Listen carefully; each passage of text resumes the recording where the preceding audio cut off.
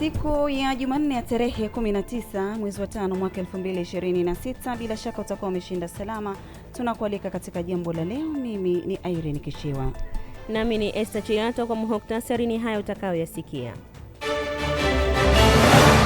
Zaidi ya wagonjwa 15 wamenusurika kifo baada ya nyumba ya mganga wa mifupa kuteketea kwa moto Kahama mkoani Shinyanga. Mwanamke mwenye umri wa miaka 48 ameuawa na tembo zaidi ya 30 usiku wa kuamkia Mei 17 mkoani Simiyu. Gabriel Susi aeleza wasiwasi wake kuhusu mlipuko wa Ebola nchini Kongo. Nyota wa zamani wa Manchester United Rio Ferdinand amewasili nchini kwa ziara ya siku 3 kwa mwaliko wa Waziri Paul Makonda.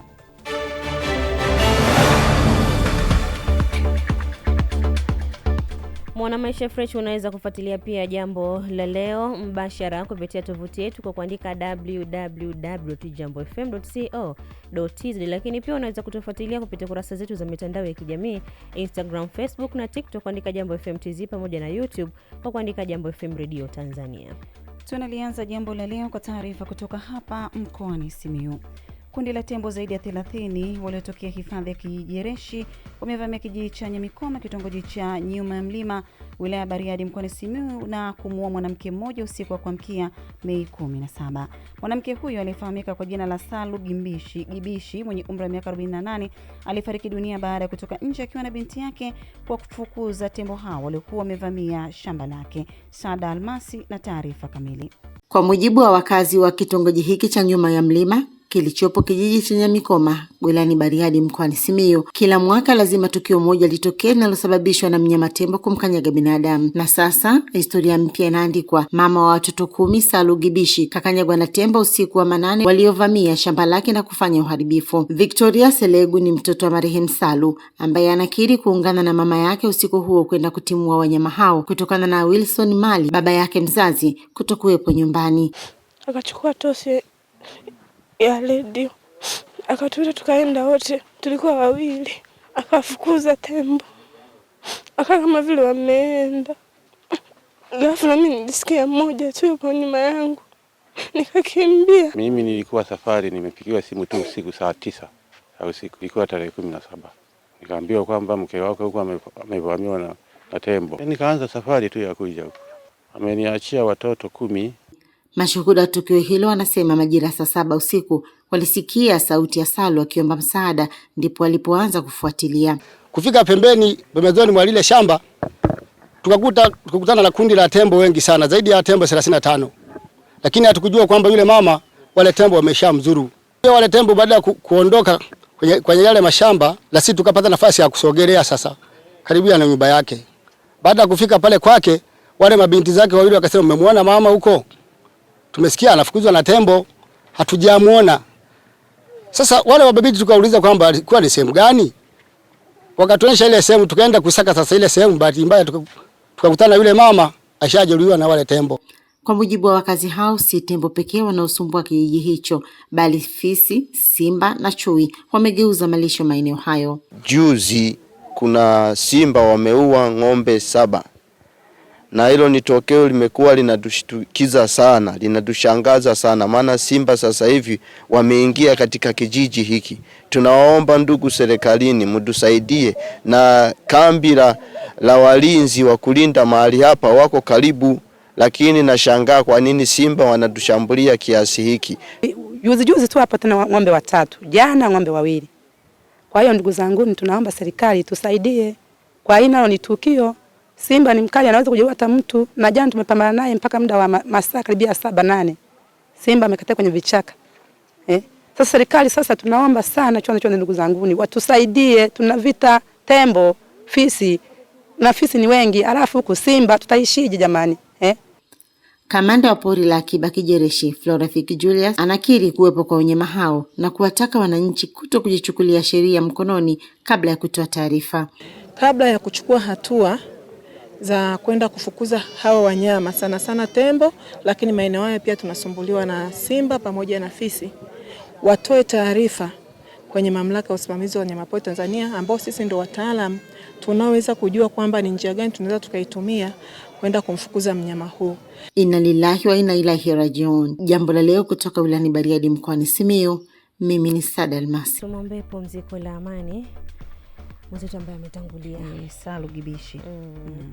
Haya, jambo la hapa Kahama, zaidi ya wagonjwa 15 wa mifupa wamenusurika kifo kufuatia nyumba ya mtaalamu wa kuunga mifupa kwa njia ya kienyeji kuteketea kwa moto wakati wakiendelea kupatiwa matibabu katika mtaa wa Mbulu Misheni, manispaa ya Kahama mkoani Shinyanga. William Bundala na undani wa taarifa hii. Ni kilio cha Bi Anastasia Nyanana maarufu kwa jina la Mama Kulwa, mganga wa tiba za asili anayeunga watu mifupa kwa njia ya kienyeji. Kilio hiki kinakuja baada ya kukuta nyumba yake imeungua na mikoba yake yote ya dawa imeteketea kwa moto. Yaani tukio limetokea nilimeanzia tu tuseme upande wa chumbani kwa mama mwenye mji. Sisi tulikuwa tumekaa zetu hotelini, tukaona watu wanakimbia. Kuangalia kweli moto, tukakimbia chumbani, kaanza kuokoa wagonjwa. Nimezungumza na baadhi ya wagonjwa wa mifupa ambao walikuwa wamelazwa katika nyumba hiyo kuhusu tukio hilo la moto. Baada ya kuwa tumesikia taharuki na makelele mengi, ndipo tukaanza kujivuta kutoka nje, kwa sababu tulikuwa tuna uwezo wa kutembea. Tulikuwa tunajivuta taratibu, tulikuwa tumetoka nje. Majirani wakawa wamewahi, wakawa wametusaidia kutoa baadhi ya vitu vyetu. Kiukweli kidogo ilikuwa ni changamoto, kila mmoja alikuwa anatafuta njia ya namna kuokoa nafsi yake. Nimenikuta nikiwa ndani chumbani na sebuleni, nimelala kwa ndani. Ghafla ndo nikaona watu wanakimbia kutoka, na mimi nikaungana nao kuja kuingia kwa ndani, kwamba nikaokoe angalau vitu vyangu begi. Ndo nikakuta kule chumbani ambako vipo vitu vyangu tayari giza limeshatanda, kabidi nitoke nje kwa ajili ya nani ya kujiokoa. Mimi bro, hali ya moto hii bana nimepata nikiwa ndani, nimelala kitandani kabisa, maana hali yangu bado haijakaa sawa. Kwa hiyo sijajua tukio limeanzia wapi. Mimi changamoto niliona brother pale, maana watu walikuwa wamekaa nje pale, ndio walijaribu kutoa taarifa kwa watu tuliokuwa ndani kwamba bana nyumba inaungua. Kwa hiyo tulijaribu kujiburuza na kujivuta kusogea nje kwa msaada mpaka umetuona hapa tunafika kwenye manyasi hivi. Hapa mimi nilikuwa nimetulia ndani na shangaa watu wameanza kukimbia wanasema moto. Ndio nikatoka sasa, tukaanza kujivuta sasa kutoka humo nje, moto na waka. Hapo huduma hapo sasa tumeokolewa tu na watu kutusaidia. Watoto wakubwa wa Bi Anastasia Nyanana walikuwa wapi wakati tukio hili linatokea? Kwa jina naitwa Robi Chacha Damas. Mimi kwa Mongolo, nimetoka safari Shinyanga ndo nimefika. Alinipigia simu ni Rebeka, nyewe rafiki yangu, ndo kanipigia simu kwao nimekuja. Hali ndo tulioiona ndo kama vile. Tunashukuru Mungu kwamba watu ni salama. Pumzi ndo kila kitu hai. Hii taarifa nimepata kama nusu saa zilizopita. Hapa tunaishi na wagonjwa. Upande wa kule sawa kuna viumba ndo wagonjwa. Eneo ya huku ndo sisi tunaishi kama familia. Tumepoteza tu labda vitu vya ndani. Solomon Ruta ni mwenyekiti wa mtaa wa Mbulu Mission. Taarifa hizi za moto katika mtaa wake zikoje? Mimi nilivyopata ile taarifa nikaanza kutaarifu vyombo husika ambavyo vinashughulika na ajali hizi, ikiwepo ni pamoja na zimamoto. Kwa hiyo zimamoto walivyopokea ile simu wakasema tunakuja. Wamekuja wakajitahidi kila wanaoweza kujitahidi na moto umezimwa. Lakini kiasi kwamba wangechelewa, huu moto ulikuwa ni mkubwa sana kiasi kwamba hata nyumba za jirani pia zingeungua. Kwa kweli wananchi wamejitahidi, kama unavyoona mwandishi wa habari walikuwa hapa wananchi, kila mwananchi alikuwa anafanya kile anachoweza kukifanya.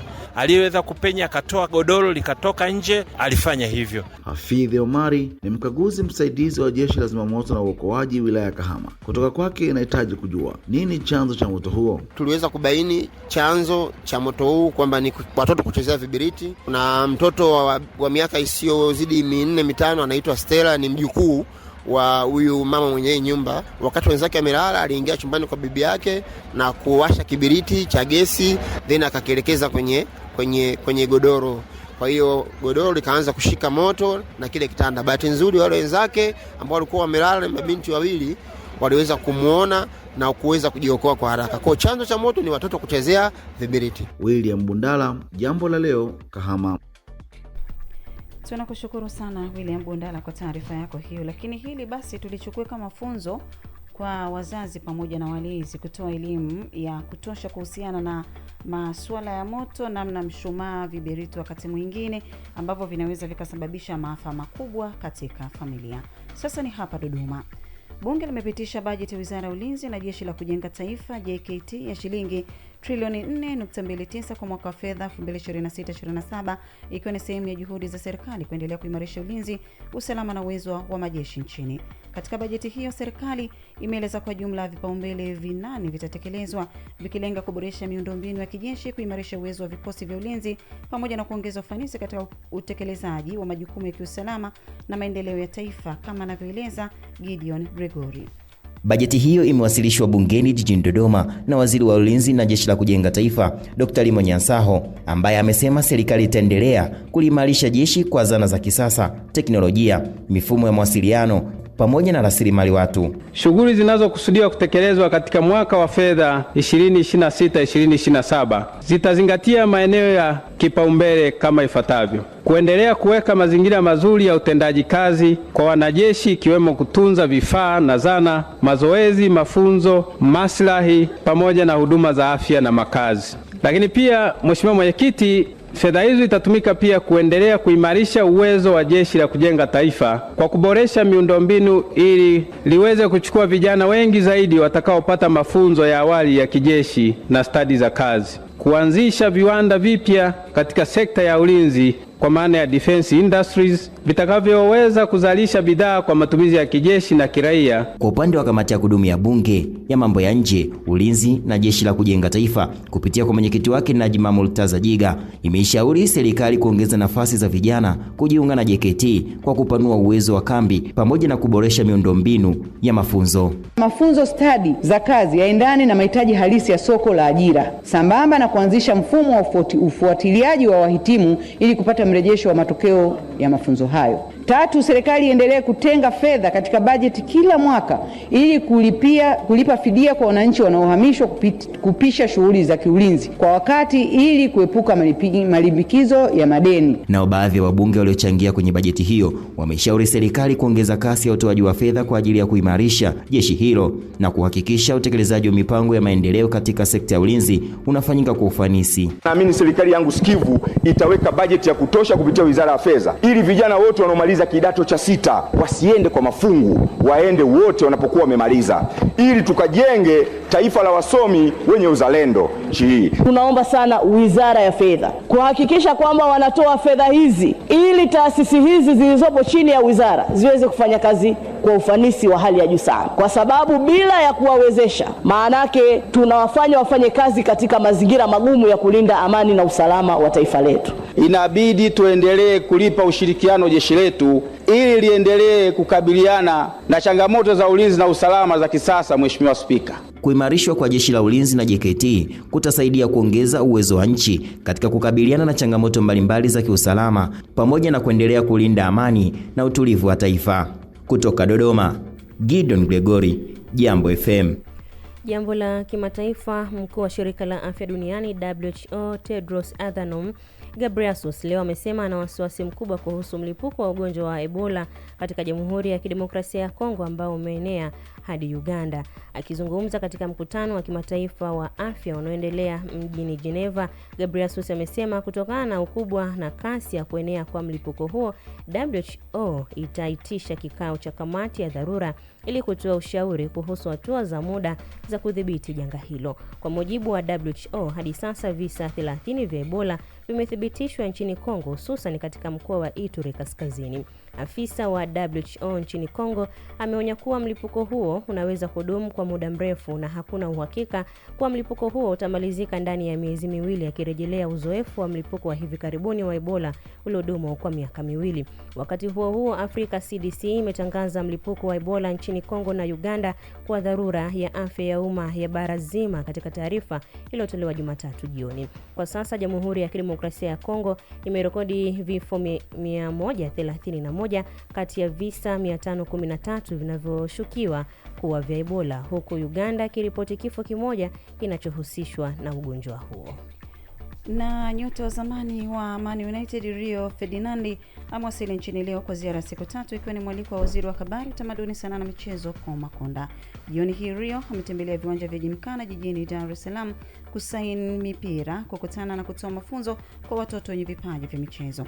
Katika ziara hiyo Rio atatembelea Bunge la Jamhuri ya Muungano wa Tanzania jijini Dodoma, mbuga za wanyama za Serengeti mkoani Mara na Arusha, na kutarajiwa kuikamilisha ziara hiyo Mei 22 mwaka huu. Haya, karibu sana nyumbani, karibu Tanzania. Sasa hivi wizara imechangamka. Vibaya mno. Siku tunawasilisha bajeti yetu ya wizara ambayo inatuhusu sisi moja kwa moja partner. Drogba alidondoshwa. Ndio. Sasa leo tunamshuhudia mwamba mwingine. Na tumtarajie nani mwingine? Nadhani kama sio Ronaldo, sijui. Ronaldinho. Ronaldinho au mwingine nani? Kulikuwa kuna mmoja kwa namsikia Taribo West. Na hivyo ndivyo ambavyo tunatamatisha jambo la leo. Miongoni mwa waliosikika jioni hii ni pamoja na haya. Zaidi ya wagonjwa 15 wamenusurika kifo baada ya nyumba ya mganga wa mifupa kuteketea kwa moto Kahama mkoani Shinyanga. Mwanamke mwenye umri wa miaka 48 ameuawa na tembo zaidi ya 30 usiku wa kuamkia Mei 17 mkoani Simiyu. Ghebreyesus aeleza wasiwasi wake kuhusu mlipuko wa Ebola nchini Kongo. Na nyota wa zamani wa Manchester United Rio Ferdinand amewasili nchini kwa ziara ya siku 3 kwa mwaliko wa waziri Paul Makonda. Asante kwa kuungana nasi. Kwa niaba ya wote waliofanikisha, mimi ni Esther Chilato. Nami ni Irene Kishiwa.